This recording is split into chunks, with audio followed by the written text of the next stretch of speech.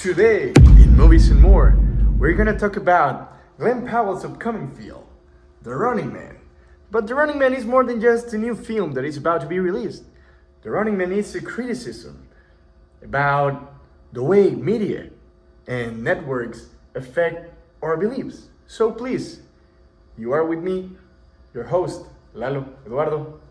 So please, let me send you with. Lalo, tell us more about this movie. Hi Lalo, here Lalo reporting for Movies and More, yes. Reporting from my house, from my room. I won't show you more because it's a mess, a complete mess, but yes, as you said, The Running Man is more than just a film. It's more than just a new Glenn Powell film. It's a way of criticism, the way you said it, of how media controls us. But here is some information that I'd like you to know before we start this analysis and what it has to do with communication science. Roll the tape. First, originally The Running Man is a novel written by Richard Bachman, one of the AKAs from Stephen King, the king of horror. On 1987, the novel got an adaptation started by Arnold Schwarzenegger. The problem with this was that it wasn't truly loyal to the main source, so it was just an entertainment way to show Arnold Schwarzenegger being Arnold Schwarzenegger. The message Stephen King wrote in his novel got truly lost in this adaptation, because this message of being aware of the information media and other type of networks give to us truly got lost by just seeing Arnold Schwarzenegger being the main and comedy action figure he was at the 80s. Producers decided to quit the thriller atmosphere of the novel, to instead prioritizing the story, Arnold keeping his aura of a comedy action star. Ironically, these actions were some of the ways media affected our perception, and surely still does, something which King rejected in his novel. I mean it. He really rejected that. And what did the producers do? The same thing he hated. The same thing he criticized in the book. And to be honest, it wasn't that entertaining. And what about the acting? Well, Arnold acted like Arnold in all his movies. But hey, that's fine. We like Arnold, right? But it's a fact that maybe without that failed adaptation, we wouldn't have this piece of art. The director of Scott Pilgrim vs. The Evil Exes and Baby Driver, Edgar Wright, decided to be the writer and the director of this new adaptation. He truly is a master of mixing comedy, action, and social criticism, something that this movie has, and in tons of it. Well, in this modern adaptation of The Running Man, starring Glenn Powell, the story is set in a near-future society, a near-future America, where entertainment and media manipulation have merged completely. Please remember, merged completely and media manipulation. Oh, well, and also government is involved. But let's keep on moving. Powell plays Ben Richards, a working classman who exposes government corruption and decides to make a syndicate with his coworkers. But let's say that they don't want it and he gets fired. Now, without a job, his daughter got sick. She has the fever. And in his wife's words, she is burning up.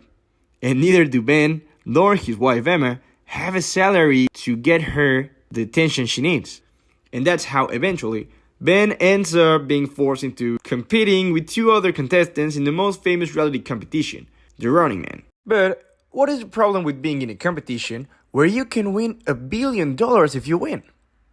Well, this is a problem. In this competition, The Running Man is presented by a network enterprise named The Network. Well, that's part of the critique that Edgar Wright and Stephen King made. But keep moving forward. This competition revolves around the idea of killing every one of the contestants. And how do they do that? Well, the audience is the other participant. They are the judges of death. But why would the audience would like to kill people, innocent people? Well, because after all, a network is a network, and they're gonna entertain people. So they present the contestants not as people who want money. They present them as criminals, like burglars, rapists, murderers. Yeah. So that's why people want to kill them. And well, the job of people is not to kill them, but to report them, to inform where they could be, where they are, or any data they could have to the network, so the network would take care of them, or well, they will take them down.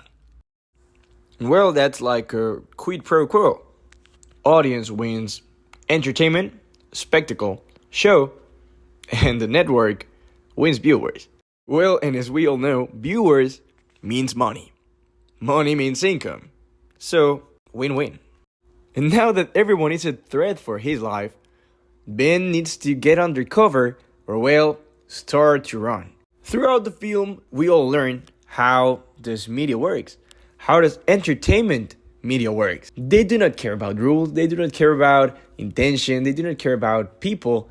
They care about viewers. They care about audiences. They care about numbers. So, if what you are doing does not represent something good for them, believe me, they are cutting you out. I wouldn't say this is the part. I prefer to refer it as this is the thing where you can see the relationship between this film and major in science communication. You might be asking why or where is it, and I'm gonna answer. Well, through all of these major, we have learned that there are a lot of theories of communication. Theories that enterprises, TV channels, organizations, governments, even influencers, as we all know, use it to get into our heads. Well, the network, the evil network in this film, uses some of the ones we have learned. Well, one of them, and the clearest for me, was the agenda setting. And why? Why does this work? Because agenda setting works because the media doesn't tell people what to think, but it does tell them what to think about. In some other terms, wherein social media or digital platforms give more visibility to some topics or themes, people start perceiving those topics as more important. And well, something that happens in the film and in reality, media gives a lot of visibility to reality shows. Reality shows with maybe not important people, but influencers or people who is trending topic. And that's something that becomes the daily chat, the daily conversation. Well, the fact that the most important and relevant platforms do not give visibility to topics like the hunger in Africa, the war of Gaza, terrorist attempts, or any other problems without caring about who you cheer for or your beliefs. Oh, we can also count here the currency depreciation, which has been getting high. Well, low, because this is depreciation. Well, it's your problem, because all of these themes and conflicts require all of our attention and knowledge. But they are passing us by because we are not being even part of the process. We are not being even part of the table, of the chat. And why? Well, because just covering them means accepting that not everything is okay. And accepting that not everything is okay means dealing with questions from people which demands answers. And, well, the people in those power spheres, they don't want to give answers. Well, moving to the next theory is the framing theory. The framing theory in the movie is just the way they present the contestants of the Running Man, like burglars, rapists, or murderers. Yeah. In real life, is maybe too similar. Though, if you remember the case of George Floyd, they first present him as he was a criminal, as he was a thief. But then people started to talk in social media, and we discovered that he was just a victim of police abuse. And well, framing is the way you present some information to cause something in the audience.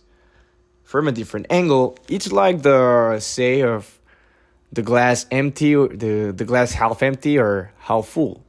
You know? It's like that kind of game. So, it's kind of late now. Reporting from my room, from my house, I am Lalo. Back at you, Lalo. I heard you call my name, my friend. But well, thank you for your report. And now we can conclude something here. Now that we are becoming communicators, you're watching the dirty dishes. Well, now that we're becoming professional communicators, I think we all agree that being a good communicator, a good professional, implies sharing not just the good information. It also means sharing the bad news, but with the truth, not trying to simplify it or not trying to fake it, to change it. Well, about the movie, the message of it is, well, the same one I'm telling you, but it also talks a lot about, if you want to make a change, maybe changing a whole system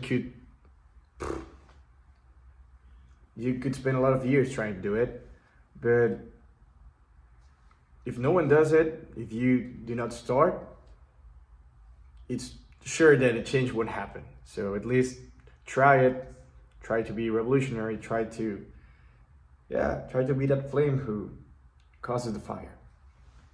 And this was Eduardo Lalo, your host, and please tune in for more movies and more. See you next week.